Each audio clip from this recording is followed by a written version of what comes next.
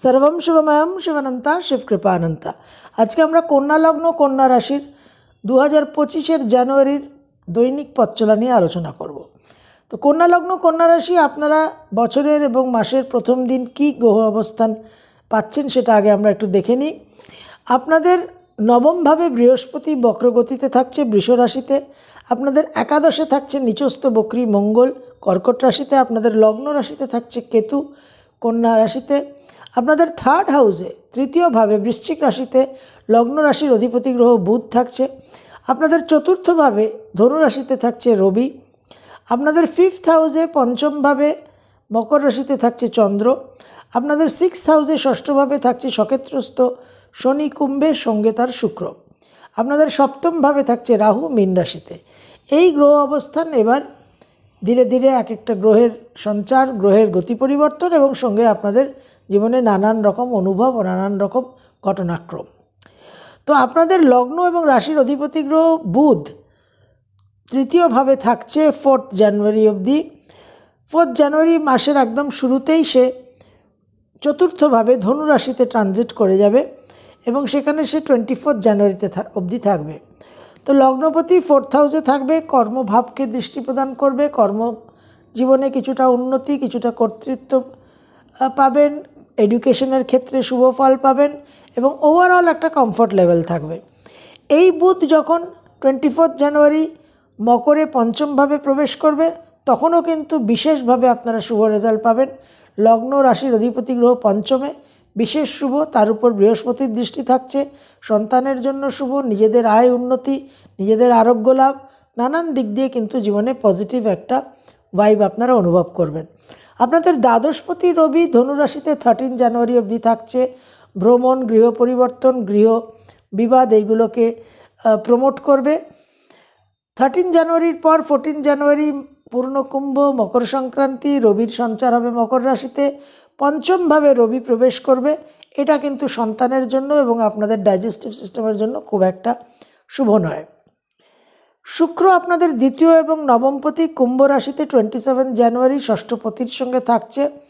সুতরাং ষষ্ঠপতির সঙ্গে অবস্থান করে দ্বিতীয় এবং নবমপতি খুব একটা আপনাদের যে অ্যাসিস্ট করছে তা নয়, তবে বিদেশের সঙ্গে কিছু যোগাযোগ যদি আপনারা করেন, ফরেন রিলেটেড, ওভারসিজ রিলেটেড যদি কিছু কাজ করেন, মেডিকেল ফিল্ডে যদি কাজ করেন, হিলিংয়ের যদি কোনো কাজ করেন, স্পেশাল কোনো স্কিল সেটস ডেভেলপমেন্টের যদি কোনো কাজ করেন, সেক্ষেত্রে কিন্তু শুক্র আপনাদের হেল্প করবে। এই শুক্র ট্রানজিট হয়ে যাবে 27 জানুয়ারির পর, সপ্তমভাবে রাহু যুক্ত হবে, তুঙ্গস্থ হবে, একটা লং অ্যান্ড ক্রিটিক্যাল সিগনিফিক্যান্ট একটা ট্রানজিট আছে। শুক্র 31 মে অবধি মীন রাশিতে থাকবে। তো সপ্তমে শুক্র এবং রাহু এটা কিন্তু দাম্পত্য জীবনের জন্য শুভ নয়।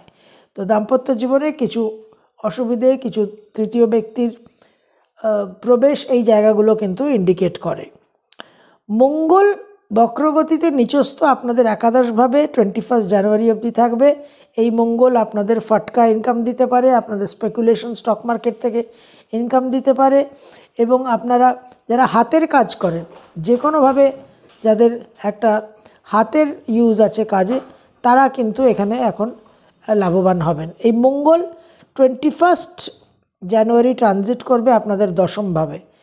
তো কন্যা লগ্ন কন্যা রাশি দশমভাবে বক্রী মঙ্গল কিন্তু আপনাদের কর্মস্থানে কিছু ট্রাবল ক্রিয়েট করতে পারে এবং গৃহস্থানেও কিছু ট্রাবল ক্রিয়েট করতে পারে। জন্মছক যদি সাপোর্ট করে আর আপনাদের ডোমেন যদি সঠিক হয়, তাহলে এই বক্রী মঙ্গল দশমে কিন্তু আপনাদের রিসার্চ ওয়ার্কে যারা আছেন তাদের জন্য কিন্তু যথেষ্ট শুভ। তো বৃহস্পতি আপনাদের নবমে থাকছে, শনি আপনাদের ষষ্ঠে থাকছে, রাহু থাকছে সপ্তমে এবং কেতু থাকছে লগ্নে। মাসের প্রথম দুটো দিন 1 and 2 জানুয়ারি 2025 কন্যা লগ্ন কন্যা রাশি আয় উন্নতি বৃদ্ধি পাবে, নানান রকম শুভ সংবাদ, শুভ যোগাযোগ, সন্তানের জন্য অত্যন্ত শুভ একটা কর্মপ্রাপ্তি, বিবাহ স্থির হওয়ারও কিন্তু যোগ দেখা যাচ্ছে। 3rd and 4th আয় উন্নতিতে একটুখানি বিলম্ব হয়ে যেতে পারে, একটু দাম্পত্য জীবনে পরকীয়া প্রেম, অন্য পুরনো কোনো সম্পর্ক ফিরে আসা, সেখান থেকে কিছু মানসিক ডিস্টারবেন্স, এই জায়গাগুলো কিন্তু আপনাদের একটা অসুবিধা সৃষ্টি করতে পারে। শরীর স্বাস্থ্যের জায়গাতেও কিন্তু একটা ডিস্টারবেন্স আসতে পারে। 5, 6, 7 আপনাদের অবশ্যই দাম্পত্য জীবনে একটু সাবধান হতে হবে। হাইলি ইমোশনাল, হাইলি সেন্টিমেন্টাল হয়ে কিন্তু কোনো সিদ্ধান্ত নেবেন না। দূর ভ্রমণের বিশেষ যোগ দেখা যাচ্ছে, তবে জল থেকে সাবধানে থাকবেন। 8 আর 9 মন মানসিকতার মধ্যে ভীষণভাবে একটা উগ্রতা, উত্তেজনা থাকবে। স্পেকুলেশন এবং স্টক মার্কেট ইত্যাদি এই সমস্ত ফিল্ড থেকে সাকসেস পাওয়ার সম্ভাবনা। লিগ্যাল ক্ষেত্রে আপনারা সাকসেস পাবেন।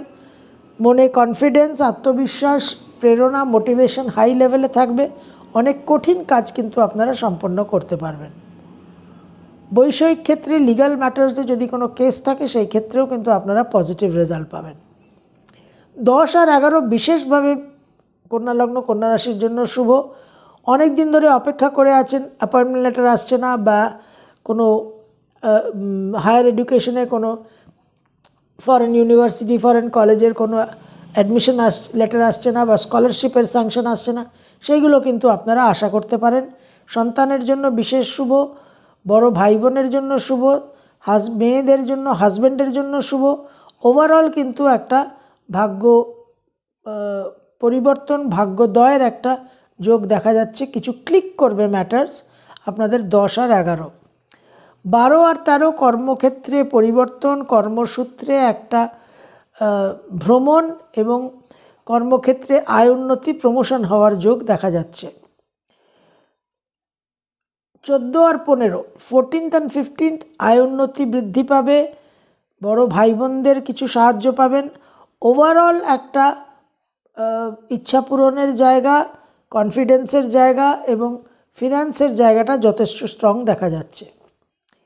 16, 17, 18 আবার কিছুটা ডিস্টারবেন্স, দূর ভ্রমণ এবং তার সঙ্গে অর্থ ব্যয়। মায়ের শরীর স্বাস্থ্য নিয়ে আকস্মিকভাবে কিছু ডিস্টারবেন্স হতে পারে। 19 আর 20 নিজেদের মন মানসিকতার মধ্যে একটা ভয়, ভীতি, লো কনফিডেন্স এবং সেখান থেকে কিছু কর্মক্ষেত্রে কিছু ভুল কাজ, অন্যমনস্ক হয়ে কিছু ভুল কাজ, বড় ভাই বোনদের জীবনে কিছু সমস্যা আসতে পারে। 21, 22, 23 আয় উন্নতির প্রবল যোগ, বিশেষভাবে সঞ্চিত অর্থ একটা ভালো বিনিয়োগ করে সেখান থেকে ভালো রিটার্ন পাওয়ারও একটা সম্ভাবনা দেখা যাচ্ছে। বড় ভাই বোনদের জন্য কিছু শুভ সংবাদ হতে পারে। 24 আর 25 মন মানসিকতার মধ্যে একটা ডিস্টারবেন্স থাকবে, একটা অলসতা থাকবে, কিছু কাজকর্ম একটা কর্মবিমুখতা, কিন্তু ওভারঅল বাহ্যিক রেজাল্ট কিন্তু আপনারা ভালো পাবেন। কর্ম পরিবর্তন, কর্মস্থানে কর্মজীবনে উন্নতি, উচ্চ বিদ্যায় সাফল্য, সন্তানের জন্য শুভ। এক্সটার্নাল রেজাল্টস কিন্তু ভালো পাবেন, যদিও ইন্টারনালি মেন্টালি ফিল গুড ফ্যাক্টরটা থাকবে না। 26 আর 27 গৃহ পরিবর্তনের যোগ, গৃহ সুখ বৃদ্ধি পাবে, পরিবার পরিজনের সঙ্গে কোনো বিবাদ থাকলে সেটা মীমাংসা হওয়ার সম্ভাবনা। 28, 29, 30 অত্যন্ত শুভ যোগ, নানান রকম প্রাপ্তি, যদিও মন মানসিকতার মধ্যে চাঞ্চল্য থাকবে। মনের চাঞ্চল্য, মনের অস্থিরতাকে একটু কন্ট্রোল করতে হবে, কিন্তু বিশেষভাবে কিছু প্রাপ্তি, কিছু যেটাকে আমরা গুড লাক ফ্যাক্টর বলি, সেটা কিন্তু আপনাদের জীবনে হওয়ার সম্ভাবনা। 28, 29, 30 সন্তানের জন্য বিশেষ শুভ।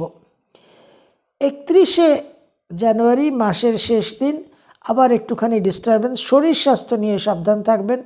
মেন্টালি এবং ফিজিক্যালি একটু লো এনার্জি থাকবে, প্রচুর শ্রম করতে হবে, অনেক শ্রম করে কাজ সম্পন্ন হবে, অনায়াসে কোনো কাজ হবে না। বিদেশের সঙ্গে যোগাযোগ কিন্তু আপনারা স্থাপন করতে পারবেন।